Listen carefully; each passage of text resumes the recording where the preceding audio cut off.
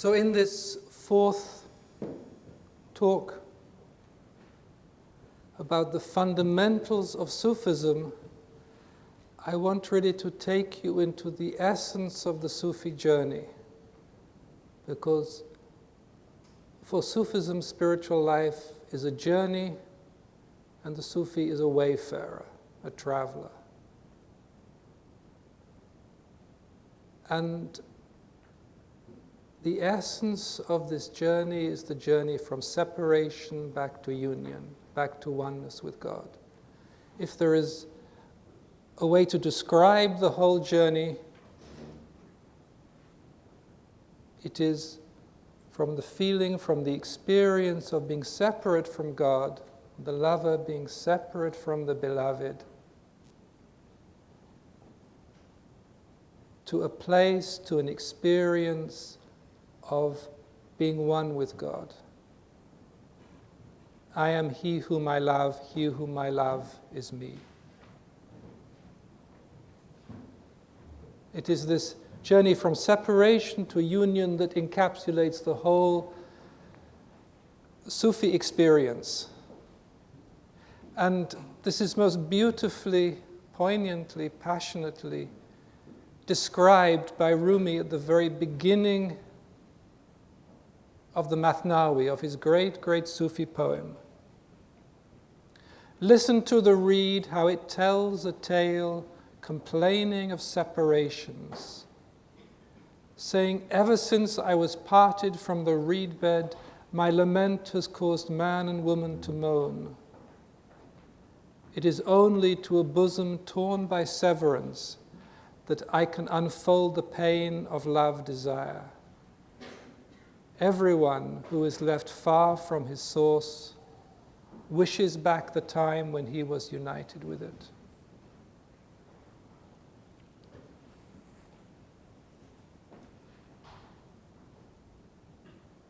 So this is the cry of the reed torn from the reed bed. And if you think in Sufi symbolism, the reed torn from the reed bed made the Sufi flute, the ney. And I'm sure you have all heard that piercing lament of the ney, of the reed flute. That cry that touches the soul. Because, of course, it is the cry of the soul that experiences being separate from God.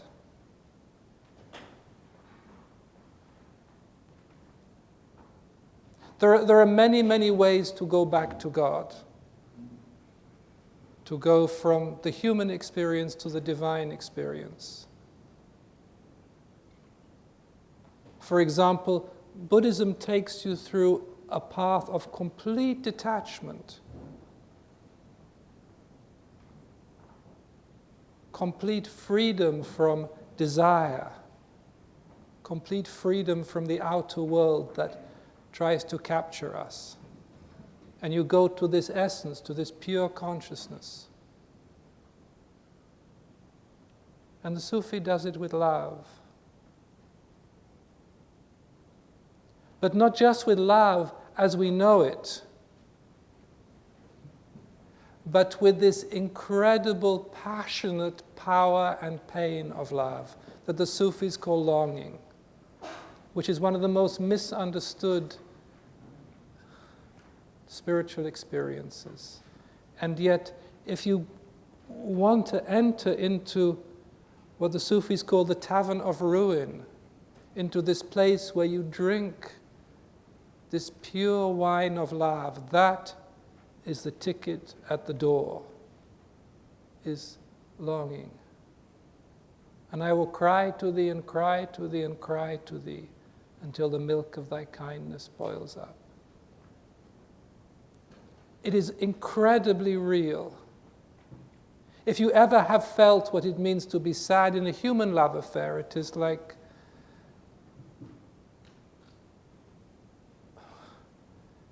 a pond compared to the ocean. That sea of longing that is the hallmark of the Sufi. That the heart, this human heart, this little bit of consciousness within the heart can experience this incredible, piercing cry, tears, longing. And I will cry to thee and cry to thee and cry to thee. Then you know it is alive. Then you know the spiritual path is happening. It's not some idea. It's not some nice poem you read in a book. It's not some story. It's not sitting at the feet of the teacher. It is alive within your own heart. It is this incredibly powerful longing that tears you apart. Rabia was the first Sufi, as I mentioned before, to introduce or to stress the importance of love in this mystical path. The source of my grief and loneliness is deep in my breast. This is a disease no doctor can cure. Only union with the friend can cure it. The source of my grief and loneliness. If you want to walk a path of grief and loneliness, welcome to the company of the Sufis. They excel in grief and loneliness.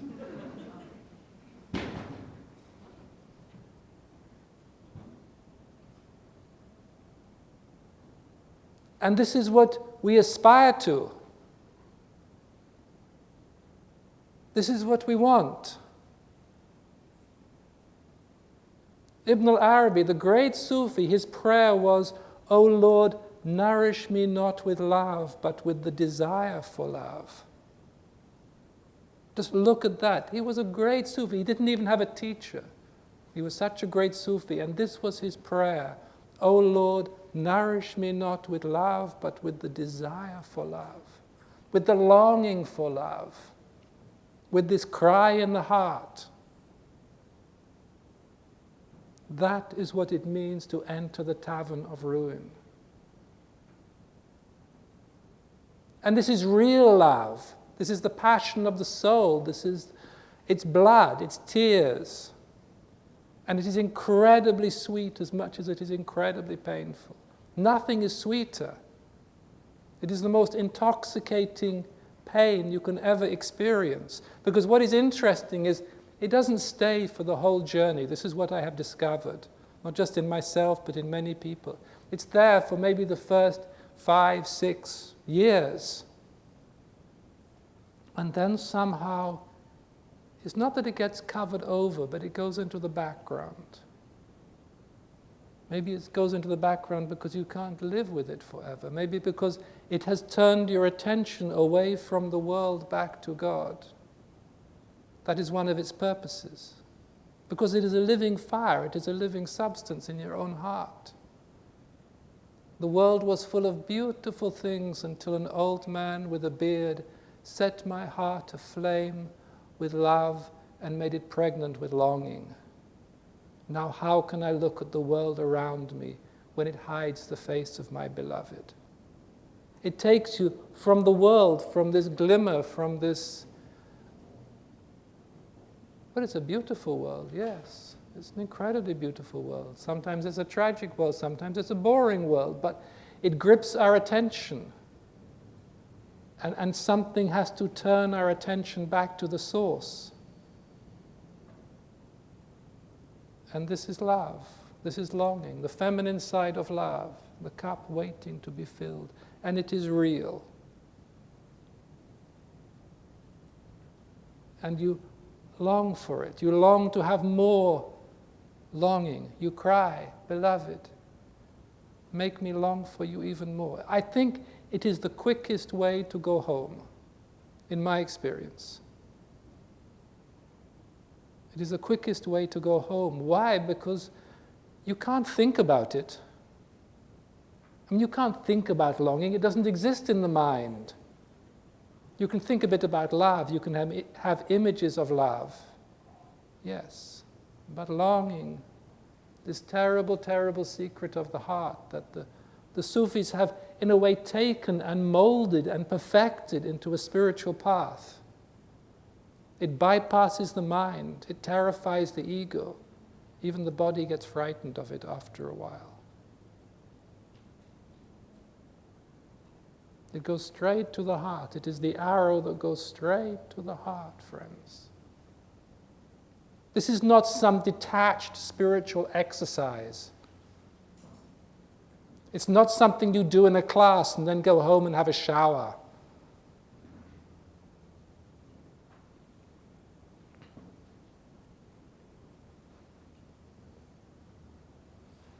It can keep you awake all night. It can make you wish you'd never heard the word Sufi. Who wants to be burnt alive by love? And yet this is how Rumi described his whole life. I burnt and I burnt and I burnt.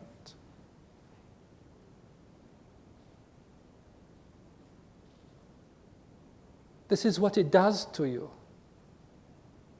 This is what, in a way, all the 1,000 Sufi stories, they're about the same thing. They're about being drawn by longing back to God. They're all elaborations of the same mystery of the heart. That this thing that goes bump, bump, bump can wake up and start to call you back. And to call you back with this most potent promise. You want God. What is it you want? You don't know what it is you want. You don't know what God is. There comes a time on the path you don't even care what God is. You just want it.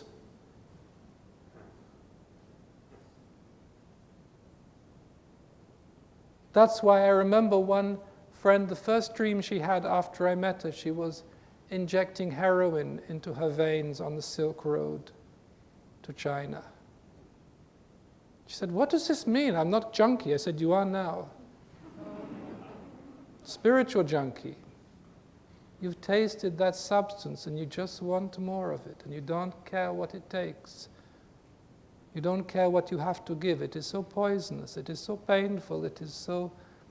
And yet it makes you live in a way you have never lived before because it just bypasses the mind, you know. You don't have to still the mind. You don't have to sort your mind out. It has nothing to do with the ego.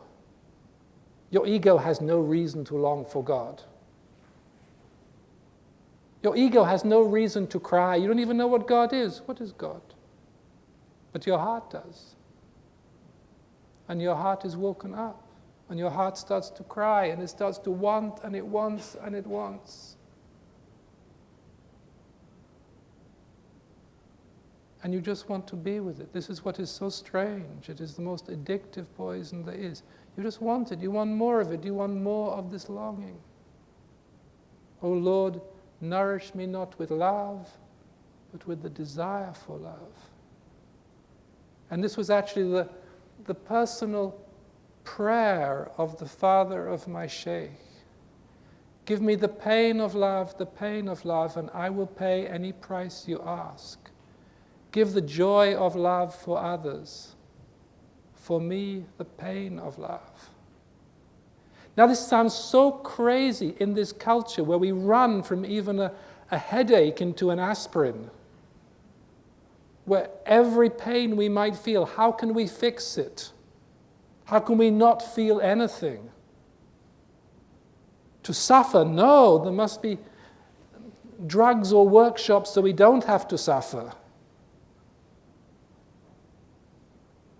We are kind of addicted to pleasure. And to embrace pain, to say yes to that.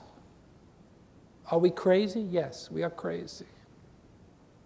You don't step into the tavern of ruin. You don't take a sip of that wine of pure love unless you are crazy. Why would you? You have nothing to gain from it. Yes, you can gain God, but you can't gain God. Who can gain God? But you can be taken into the company of lovers. You can be drawn into the company of lovers. You can be drawn by this thread within the heart. That's why Rumi, he said, don't look for water, be thirsty. How simple. You don't even have to look for God on this path. You just have to long for him, or her, or it, or that, the beloved, who has cursed you with a taste of divine love. Nothing is more potent in this world. It is extraordinary that, that this secret, this is of course the Sufi secret, has been hidden, even though it has been shouted in the marketplace by Al-Hallaj and other Sufis who had to die for it. And yet in the West we know nothing of it.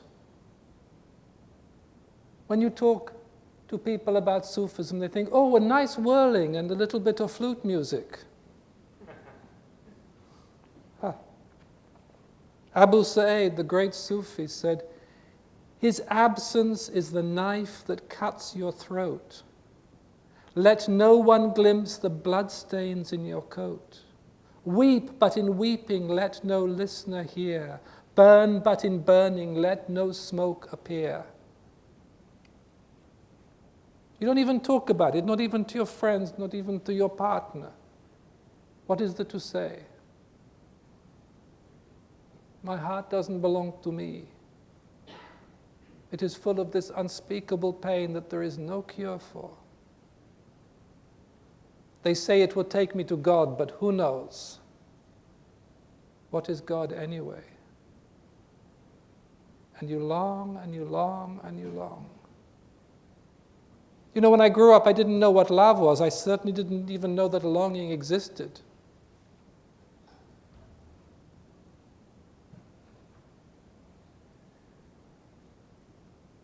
But then I met my teacher. Then I saw truth in her eyes. Then I began to want that truth. And then I began to taste this Sufi secret of longing. And it is actually even physical pain, Even the physical body, because it's a pain of the soul, but the soul is in the body. And then it touches you with this pain of longing, and it grinds you down, and it grinds you down. And you think, how can it get worse? And it gets worse. How can there be more longing? And there is more longing, because just as there is more love, there is always more love. Love is an ocean that has no limits. Love goes on forever. It's not these kind of little crumbs from the table of love that people call love, that write about in the advice columns, that look on the Hollywood movie screen. No, those are the crumbs from the table of love. Sufis know about real love, that you have to be strong to endure. And with real love comes real longing that breaks you in little pieces, that tears out your heart thread by thread, thread by thread. And what is so potent, you see, I spoke earlier about love. It was the second talk I gave was about love, because everything else you can protect yourself against. And my God, we have patterns of protection nobody would even imagine. We are taught to protect ourselves. We are taught not to let anybody get close, not to get people in case you might get hurt, in case you might feel abandoned. If you don't want to feel, if you're frightened of feeling abandoned, don't come near to the Sufis. But this longing, this pain of separation, you want to be with your beloved, not God, your beloved. You want to be with it so much, and it's on the inside of your heart, and it takes the fabric of your heart, and it tears it thread by thread, thread by thread, and it goes on and on. It's on the inside of your heart, so you don't have any protection against it. All of your psychological barriers, they don't work because it's a living substance in your heart. And it's very, very, very effective. It is actually a substance of love that has been crafted by the masters of love to help humanity to go home. It is not ordinary love.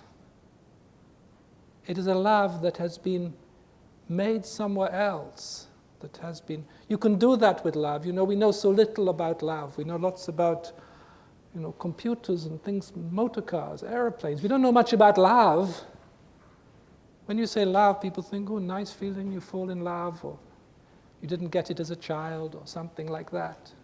We don't even know love is actually a living substance that somebody can mold, that can be crafted by a master, that can be put into the heart, that can be breathed upon, that can be energized, that can be connected to something else. So it works inside of you.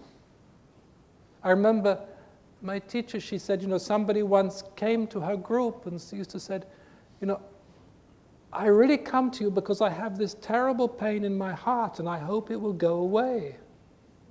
And she looked at this woman, said, come here, it'll get worse. Because that's what we do, we work with longing. That's what we work with. That is the Sufi secret. It is the secret side of love. It is, you can call it the dark side of love if you want, but it is just longing. It is the pain of separation. You wake up to the incredible pain that the soul is separate from God. Not as some idea, not as some metaphysical concept, but as something alive in your own heart. And that is why the Sufi says, keep away from the lane of love. Don't come near. Don't do it. Keep away from the Sufis. You don't want this. There are many other things you can want. A bit of bliss, sure. A bit of divine intoxication, sure. That is easy. That is given out like candy in the marketplace. But love and longing is for grown-ups.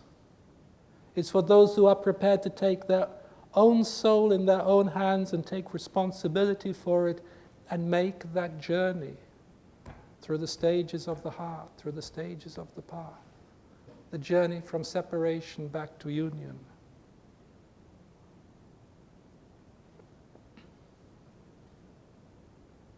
That is longing.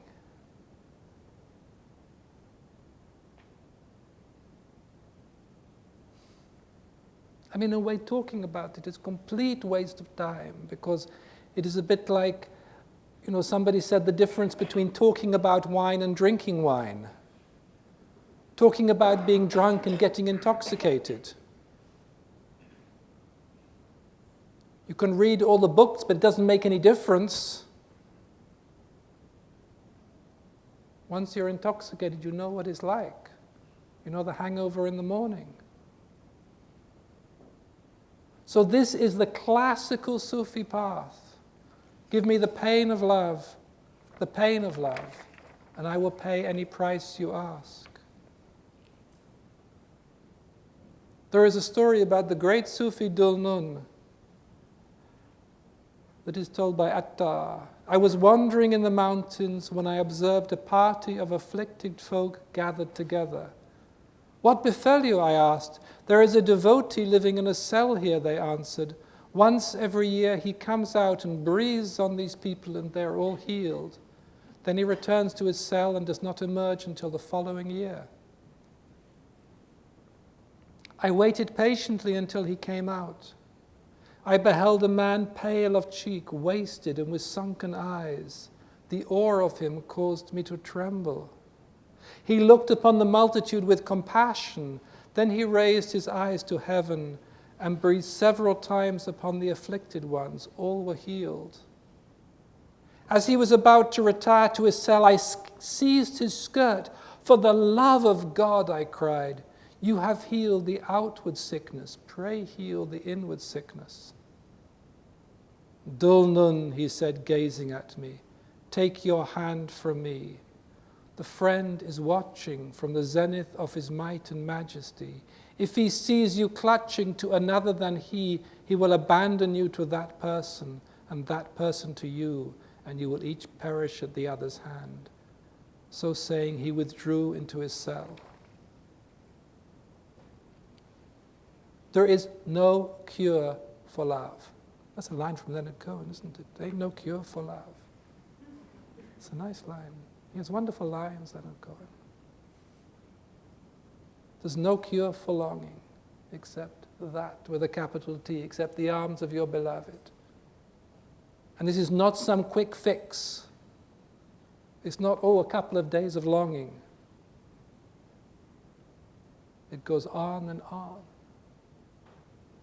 I mean, I've had the privilege to live it. I was taken in hand by my teacher. I had that love. I cried those tears. And then I cried some more tears, and then some more tears. Does it work? Yes. If you can find a quicker way back to God, take it. Don't have anything to do with this crazy thing the Sufis talk about called love or longing. Keep away from the lane of love. If you find another way, take it. But it works. It tears you up. The Sufis call it fana, annihilation. It's a nice word. There are even stages of it. It doesn't matter.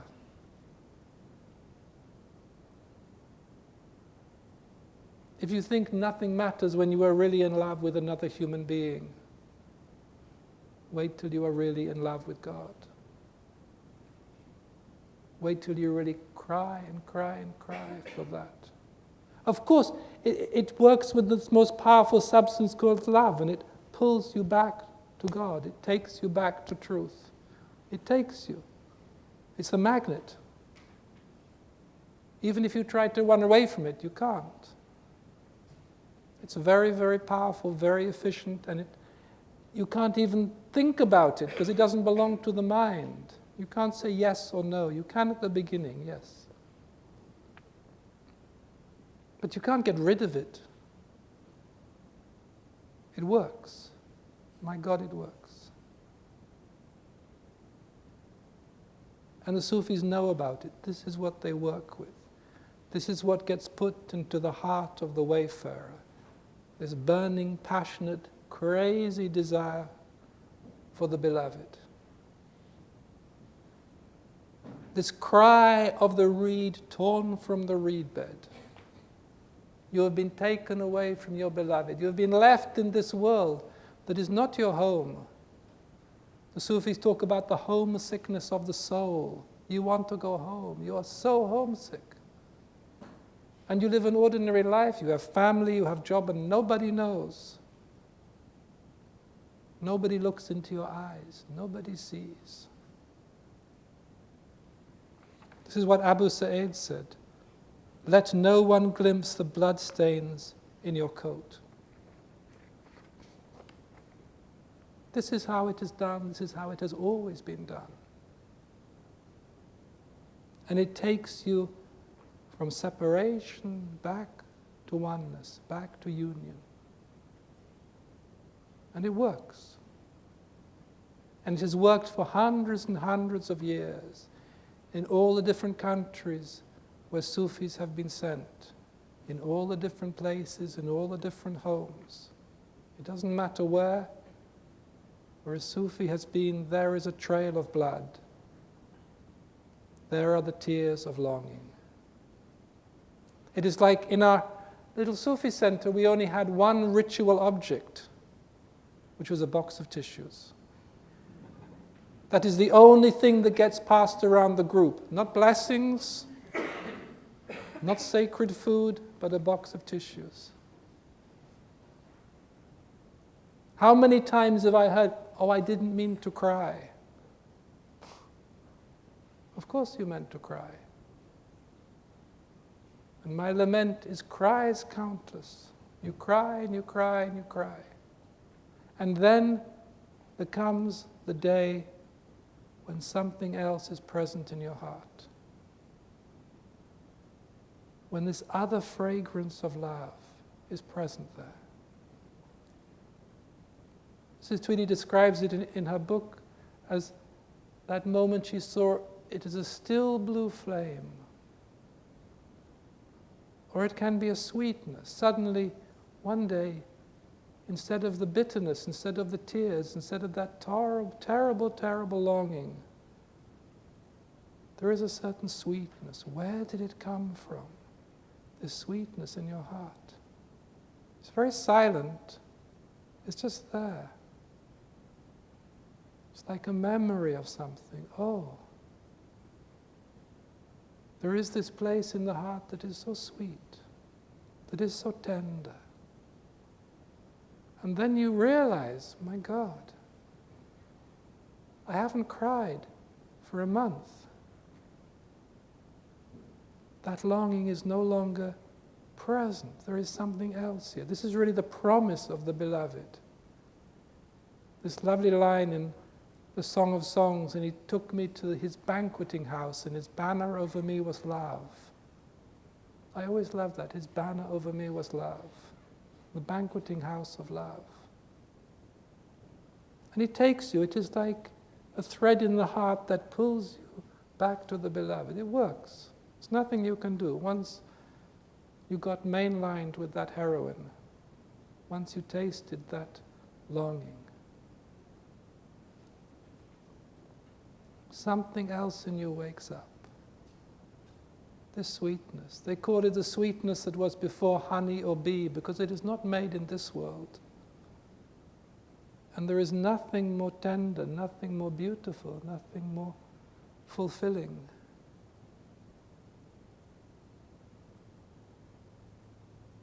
Because you see, the Sufis, they know about the pain of longing, yes. They know about this need that we have. And they also know more than anybody else, as far as I can see, about the secret of oneness, which for the Sufis is being the lover back with the beloved, back in the arms of your beloved. You're taken by love back to love. You know, we play it out with so much fanfare on the human stage.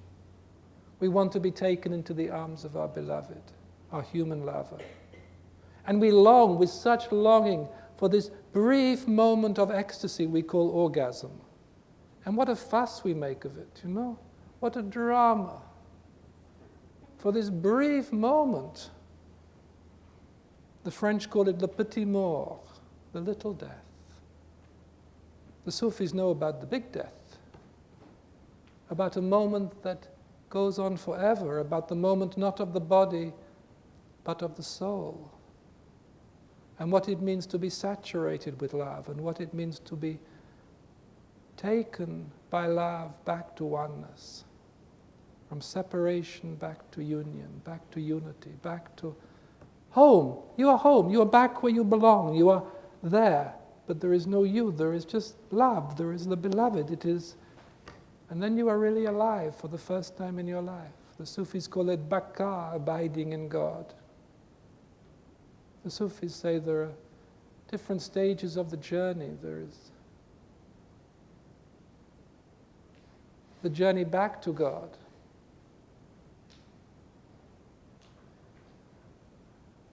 And then there is the journey in God.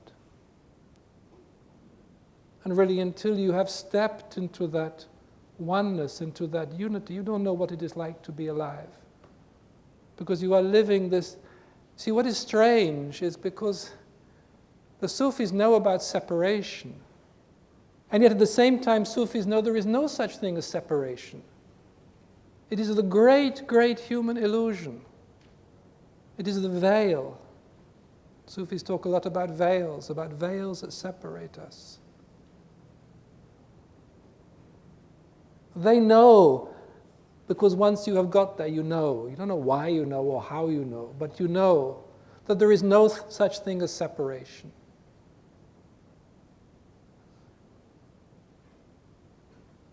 I always remember this spiritual kind of test Mrs. Tweedy gave us years and years ago when she gave each of us an orange and she said, go when you are alone and peel this orange and then see what experience you have and come back and tell us what experience you have. So each of the group, it was a small group then, so she could do it. We each got an orange, and 10 of us or so. And so we went home and we peeled and ate this orange and came back to the group.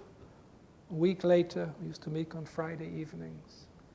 And so people described their experience, and some people said how the segments of the orange were like the segments of their own life that they saw as a whole for the first time, or the sweetness of the orange when they tasted it was the sweetness of their relationship to God. It's amazing what people can do with an orange. And then when the last person had said their last spiritual experience, she said, none of you got it. None of you got it. You were never alone. How could you eat an orange when you're alone? You're never alone. You see?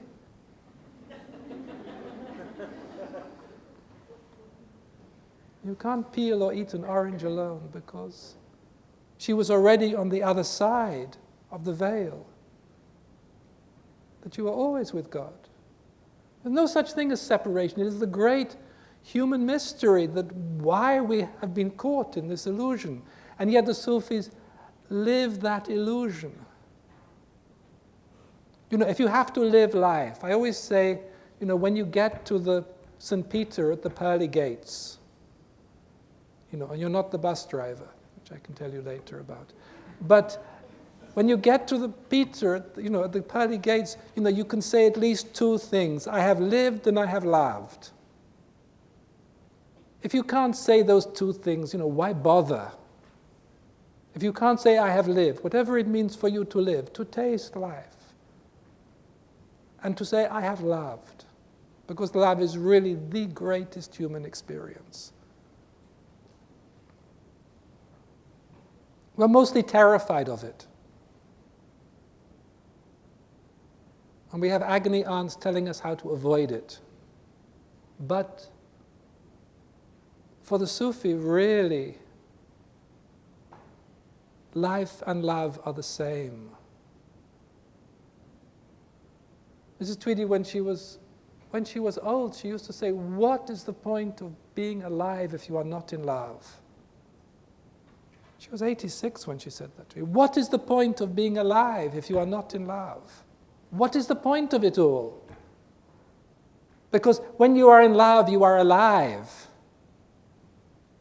And, you know, as much as it is wonderful to have that human experience, it kind of fades. You know, being in love with another person. But being in love with God, that just gets more and more and more. Gets deeper and deeper. And you are really, really alive, because then you are in contact with the essence of life, which is this love affair. Every cell of creation is longing for God. It's not just humans who long for God. Don't get me wrong. You can have mystical experience. You can see how every cell of creation is longing for God. It's actually making a journey back to God. It's actually the whole evolution of the world, of everything that is created, is longing for the source, is turning towards the sun. It's like those flowers that turn to the sun. Everything is longing for God. We just live it. If you are called into the arena of love, you know, the Sufis talk about the arena of love. You are taken into the arena of love, into the arena of the heart. And you know what happens when you go to the arena? You turn towards the royal box and you say, Moritori te salutant imperator. Those about to die salute thee. This is what the gladiators said in Rome. Those about to die salute. It is serious business, but it is alive, it is love, it is the way he takes his servants back to himself. And then you get taken into this place of divine unity. Not a place, because everything else is just a veil, everything else is just a covering, everything else is just a second-hand sale, really. Everything is one with God. It's the greatest human illusion, this experience of being separation. You can never eat the orange on your own, because there is no such thing. We are never on our own. We are one with God. Our soul belongs to God. It's His light, it's His love, it's His creation. Him, her, it, doesn't matter. It's all that. Everything is alive with that love, with that energy, with that presence. The Sufis call this the mystery, seer, the mysterious substance of life, the mysterious substance of the universe, this secret of oneness. If you knew how close you were to God, you would just faint. You just, Rumi says he is closer to you than yourself to yourself. And that is, I thought about that for a long time. He is closer to you than yourself to yourself. And I realized, yes, that is so true, because the you is actually not really so close to you. Your real nature, your heart, your heartbeat, your divine substance is with God. And the you, this illusion you have, this person who you think you are, this, they call it an individual in the West. This, whatever you think. Sufism is alive with love. You get to experience that divine substance through love, through passion, through this, within the heart. And my God, you can be loved. And then you are with God. Then there is no such thing as separation. Yes, you can have down days, I lived above my teacher, Mrs. Tweedy. She was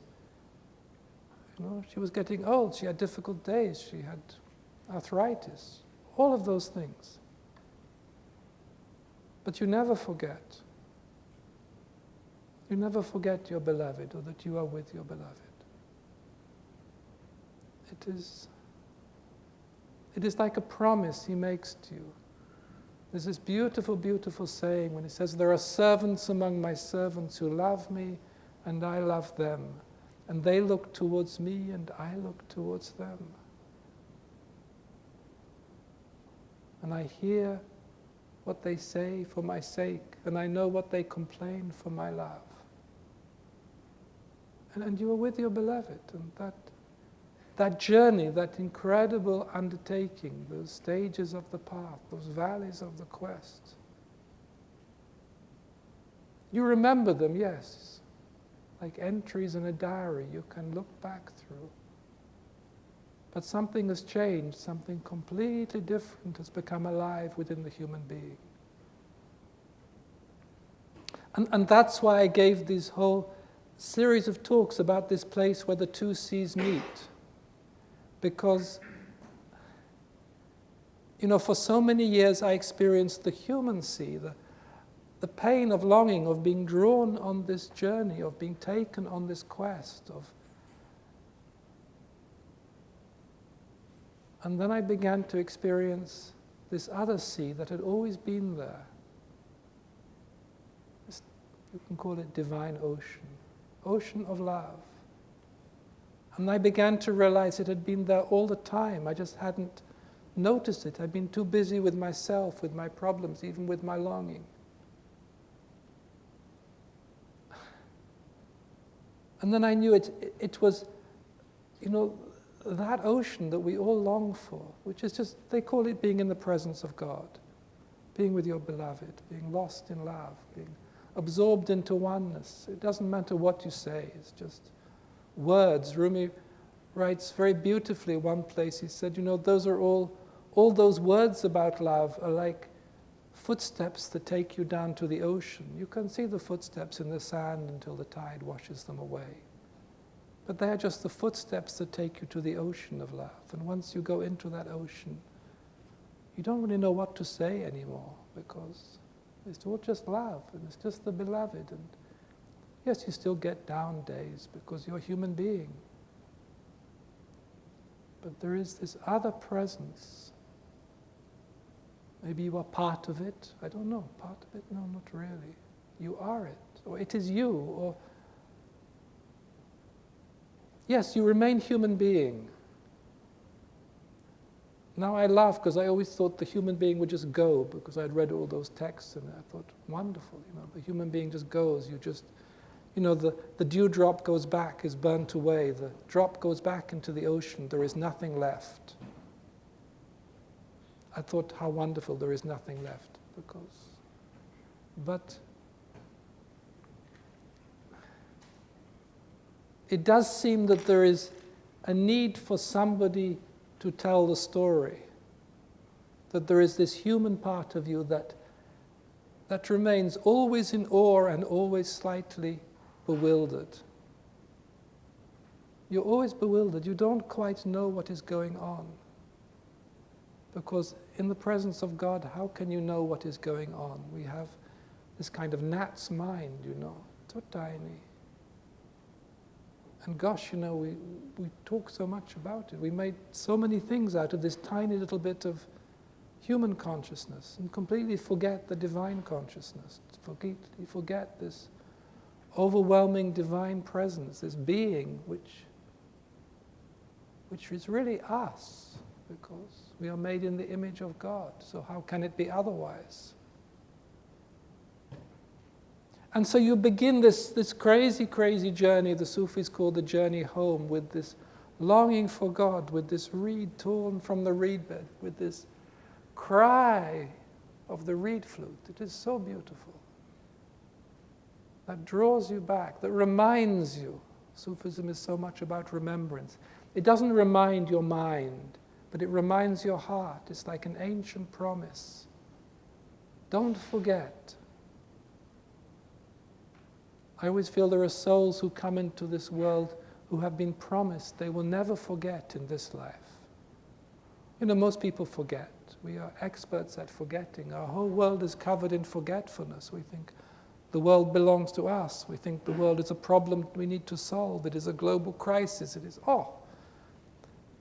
We forget that it belongs to God. We forget that divine substance that goes through our veins. We forget and we forget and we forget. But there are some souls that maybe, for some reason, He promised, He said, this time you won't forget. I won't let you forget. This lifetime it's time to come home. We make this journey together, you and I. We begin by sowing the seeds of discontent. It's not depression, it's not melancholy. St. Augustine called it divine discontent. And for the Sufi, it's this longing, it's this pain of separation that is really a promise. We don't realize that. It is his promise to us that we won't forget, you see? The beloved won't forget us. So he puts into our heart this memory of what it was like to be together with him. It's the simplest way to help you to remember, so you don't forget. A little seed of remembrance, a direct experience. You breathe into the heart. You remember what it was like to be together with him. The Sufis call it the fragrance of the beloved. It doesn't go away. And slowly, as you go along the path, as the weeks turn into months and the months turn into years, something lifts inside the heart. And then you are home. And then you are back with your beloved and nobody can take you away. You can't. They call it to die before you die. Yes, that is the classical Sufi expression.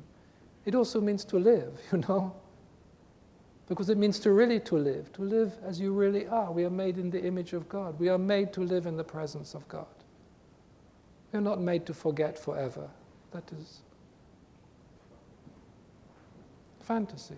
No, we are made to remember. We are made to be taken back into this state of oneness, to go from separation back to union, to be alive. And then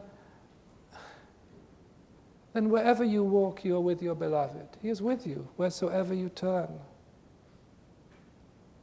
You don't have to look for God. You don't have to search for God. I don't think you can, really, because how can the frog search for the ocean?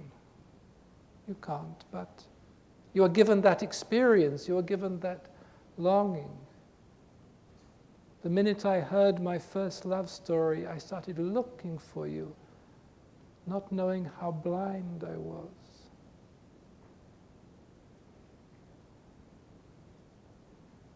He is always with you. You think he's somewhere else. You think you need a book or a practice or something, but really, it's in your heart. That's why hearts are so precious. That's why hearts are infinitely, infinitely precious. And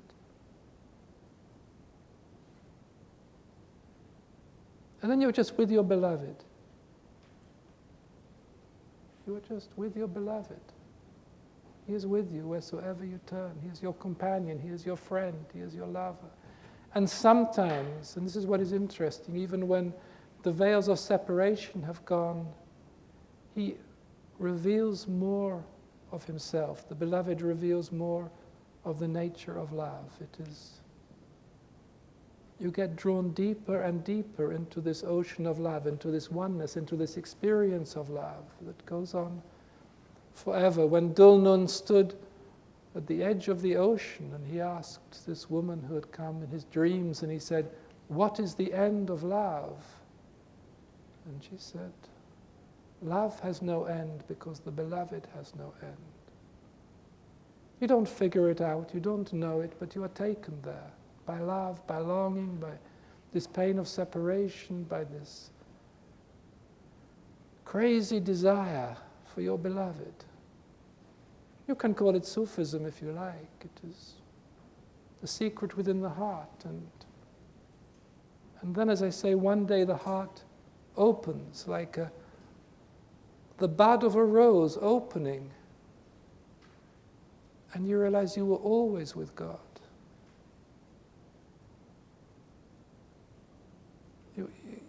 You were always with God. You were always sitting at the feet of God. You were always present with your beloved. You just thought otherwise. You had this experience of a journey. You had this, I think it's a very valuable human experience of feeling separate, of feeling alone, of feeling abandoned, of feeling you want something. But